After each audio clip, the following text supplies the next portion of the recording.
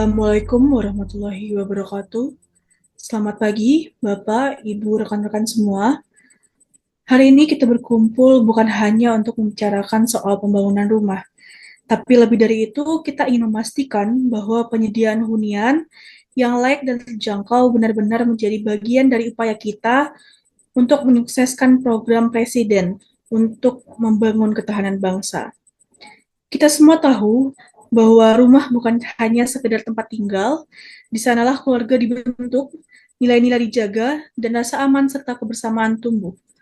Rumah yang layak bukan hanya soal kemewahan, tapi juga merupakan kebutuhan dasar yang menentukan kualitas hidup masyarakat kita. Tugas kita adalah memastikan setiap warga negara, baik di kota, di desa, ataupun di pesisir, bisa menikmati hak yang sama untuk memiliki rumah yang layak, sehat, dan terjangkau. Dan ini tidak bisa kita wujudkan sendiri, tidak bisa kita kerjakan sendiri-sendiri. Harus ada sinergi antara pemerintah pusat, pemerintah daerah, dunia usaha, dan juga masyarakat. Jadi mari kita pandang pembangunan perumahan ini bukan sekedar sebagai program sektoral, tetapi sebagai gerakan bersama, gerakan nasional untuk memperkuat kondisi bangsa melalui hunian yang layak bagi kita semua.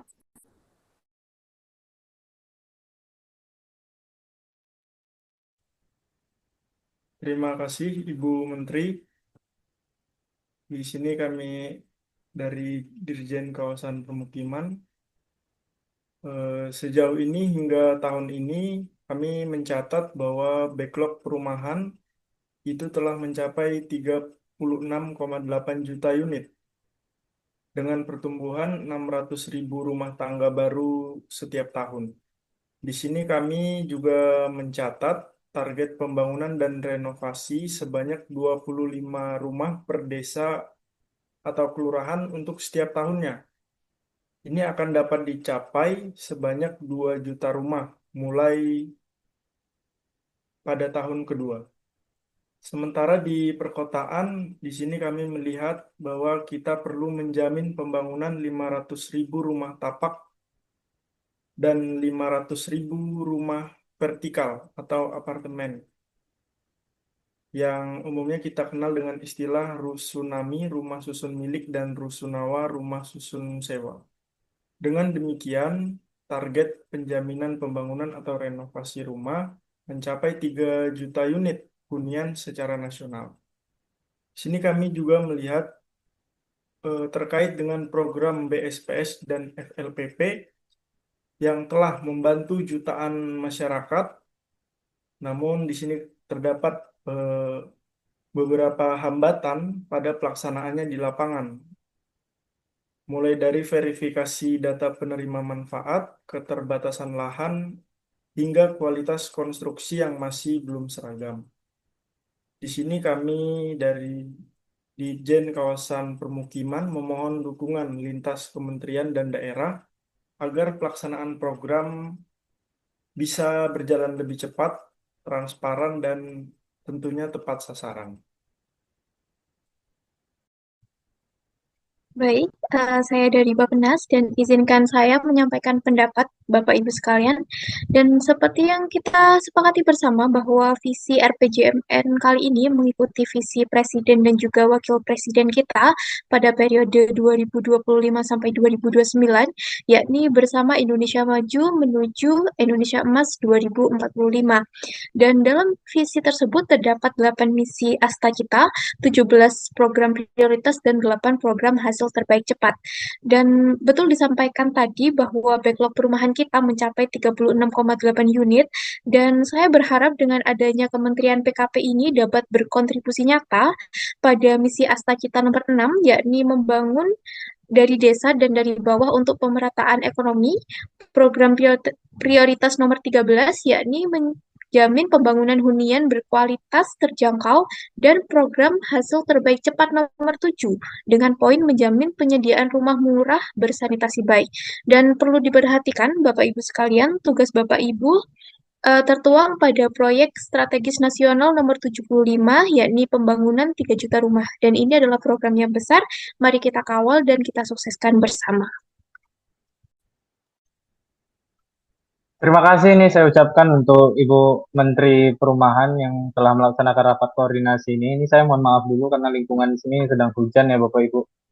Jadi kami dari Kemenku ini menilai dari sisi fiskal bahwasanya penting kita pahami bahwasanya sektor perumahan ini akan menjaga stabilitas ekonomi nasional nantinya. Kami juga telah memperluas skema pembiayaan kreatif. Saya sendiri sebenarnya sudah menyuntik dana ini Bapak Ibu untuk beberapa bank BUMN. Ini direkturnya saya suruh kerja, kalau nggak kerja saya tarik semua itu Bapak Ibu ya. Jadi skema pembiayaan ini contohnya itu salah satunya adalah blended finance. Kami juga bermitra dengan beberapa pihak swasta untuk mendukung rumah subsidi bagi masyarakat berpenghasilan rendah. Selain itu, di Kementerian Keuangan sendiri, kita juga mendorong penggunaan sistem e-budgeting dan digital housing finance dalam menyalurkan dana BSPS dan juga beberapa skema pembiayaan seperti FLPP dan juga KPP. Ini supaya nantinya bisa berjalan secara cepat, efisien, dan juga bebas daripada fraud ya Bapak Ibu. Dan juga kami yakin Kementerian Keuangan ini mampu mengelola anggaran secara akuntabel, di mana dengan adanya program daripada Kementerian PKP, ini besar harapan saya mampu berkontribusi secara besar ya, secara masif dalam mempertahankan ekonomi rakyat ke depannya. Mungkin selanjutnya akan dijelaskan oleh Kementerian Dalam Negeri ini, mari kita dengarkan Bapak Ibu sekalian. Mungkin sekian dari saya, terima kasih. Saya kembalikan ke Bapak ke Ibu Menteri Dalam Negeri. Terima kasih Ibu Menteri PKP serta jajaran pimpinan lainnya atas perhatian dan dukungan terhadap percepatan program penyediaan rumah layak huni dan terjangkau. Program ini tidak dapat berjalan optimal tanpa peran aktif pemerintah daerah. Dalam mensukseskan program ini, kami akan menerbitkan surat edaran kepada seluruh kepala daerah agar penyediaan rumah layak huni menjadi program prioritas dalam RPJMD tahun ini. Pemerintah daerah diharapkan menyiapkan lahan, memberdayakan fasilitator BSPS lokal, dan melibatkan masyarakat dalam setiap tahapan pembangunan. Kementerian Dalam Negeri berharap dengan kerjasama yang solid antara pusat dengan daerah, kita dapat mempercepat penyediaan rumah layak huni, sekaligus memperkuat ketahanan sosial masyarakat. Baik, terima kasih Ibu Mendagri. Izin Ibu Menteri, kami dari Inspektorat Jenderal memastikan bahwa setiap rumah anggaran BSPS dan FLPP digunakan secara efektif dan tepat sasaran. Untuk itu, kami telah mempunyai program SCOP, di mana SCOP ini adalah singkatan dari Serahkan Koruptor. Program ini bertujuan untuk memberantas korupsi di sektor perumahan dengan cara memantau, menginvestigasi, dan menyerahkan temuan penyimpangan yang mengarah pada kerugian negara kepada aparat penegak hukum. Selain skop, kami juga memperkuat peran dalam pengawasan masyarakat melalui kanal Benar PKP, karena kami yakin ketahanan nasional hanya akan terwujud bila kepercayaan publik terhadap pemerintah tetap terjaga. Terima kasih. Ya, izin Ibu Menteri, dari kami sendiri, Dirjen Pembiayaan, kami berkomitmen untuk memperluas akses pembiayaan perumahan, terutama bagi pekerja informal, bagi teman-teman kita nelayan, petani, ojek online, nah melalui fasilitas likuidasi pembiayaan perumahan atau FLPP untuk masyarakat berpenghasilan rendah. Kami menyalurkan KPR dengan bunga terjangkau dan uang muka ringan melalui sistem perbankan yang menyambung tadi dari Bapak Menteri Keuangan bahwa bank-bank sudah disuplai dana segar ya, sehingga mungkin masyarakat bisa dibantu untuk memiliki rumah dengan cicilan terjangkau. Kami juga mengembangkan skema Green Housing Finance agar rumah rakyat tidak hanya layak, tetapi juga ramah lingkungan dan efisien energi.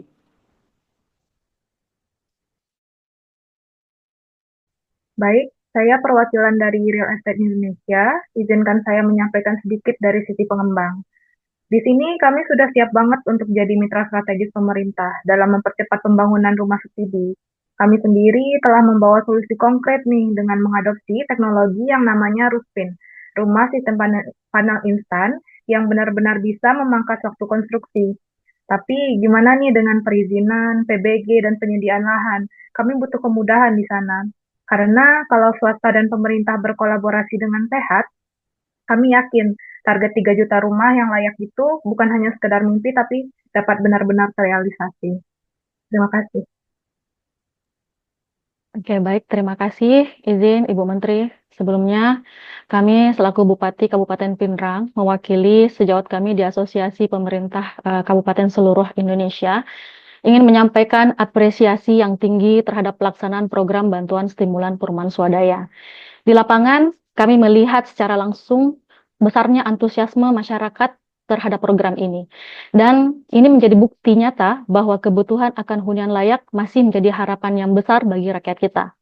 Namun demikian, Bapak Ibu sekalian, kami juga mencatat adanya sejumlah kendala di lapangan, terutama pada aspek administratif dan keterbatasan jumlah fasilitator yang berperan penting dalam pendampingan.